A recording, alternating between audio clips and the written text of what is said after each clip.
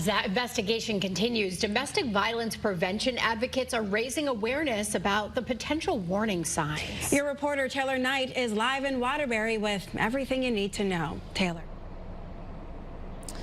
Prosecutors say this started as a domestic dispute. October is Domestic Violence Awareness Month, and police say that it's important to know the signs of domestic violence so you can help prevent it. One neighbor told Channel 3 that he saw a man and a woman arguing on the front lawn of the home on Beverly Avenue just hours before the shooting happened earlier this week.